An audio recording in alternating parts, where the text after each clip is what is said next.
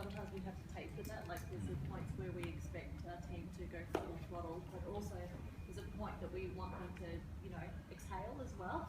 That we're not always expecting that you know, the foot on the pedal 100% of the time in a state of, you know, high performing pressure all the time. Thank you. As you say, in line with that, perhaps going against what Wayne said, it could go the other way, where there's so much pressure and intensity to achieve something, and you achieve it, and it's really, really good. The business needed it. You pat yourself on the back. You think you're great. You then can get comfortable, almost drop. You know, use the sporting analogy. Winning a grand final is very hard. Winning 2 in a row can be hard. And I think you get to a point you think, oh, that was great. We're exhausted. Geez, that's really good, and we might get an award for that. And the next job's kind of coming in, and you're thinking, well, yeah, we'll see what we can do with that. But you're tired and you're a fudge. And I think it's a too big one. So I think there's a risk with that as well. Indeed, thank you. Yeah. So, what do we do? Let me just illustrate this a little bit differently. If someone held a gun to your head and asked you to remember every single thing, every achievement, every great delivery, or anything that's happened in your life, got as long as you want to try to remember all these things, put the gun at your head and they want you to remember everything. What percentage of everything that's ever happened in your life, and by the age of 40, the last estimate I read said you've had about 1 billion things happen to you or around you. What percentage of that do you think you could possibly remember? 0.1%. That's probably the most accurate first ever call I've ever had. Indeed. Somewhere in the vicinity. Anybody want to say a different number? Depends how likely you are actually die. Say that your life flashes before your eyes, so in that case, 100%. Thank you. Okay.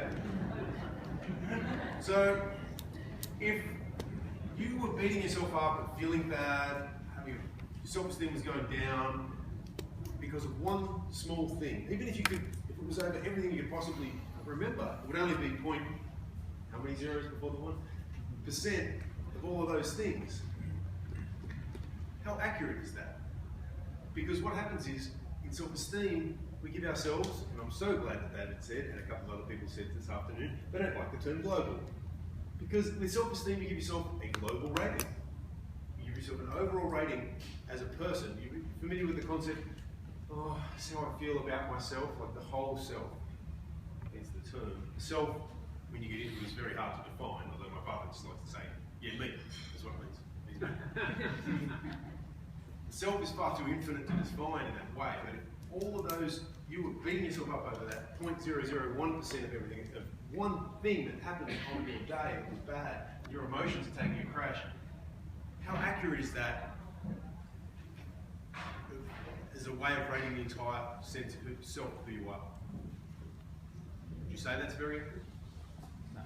Thank you. Okay, just to diagrammatically represent this, because every time I try to draw these, either of these two, my drawings aren't good. Okay? Where do we see these two people whenever we go out? The toilet, thank you. And the reason sorry? That's meant to be a cake. Okay. The reason I use these two is because this is where this concept belongs. Self-esteem. In the toilet. Okay. Those little dots represent the entire amount of things that you could possibly remember.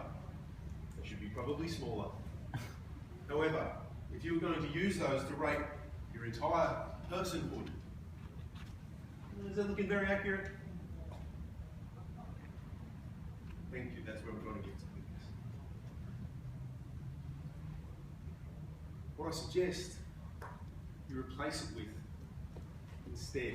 So, often we've been conditioned to think this way since before we were old enough to make choices for ourselves. It may have been pushed into us at some stage. The fact that young kids can go in a running race, and if they come 8th, they can get a ribbon today to preserve their self-esteem, setting them up for failure in the real world, I believe. Yeah. Because when they get out in the real world, first, maybe second, if you're extremely lucky, there's still a reward with it. Thank you. That's exactly right. Not everyone's a winner. I suggest you replace it with unconditional self-acceptance. I get a few arguments with this, especially from salespeople, and I'm about to show you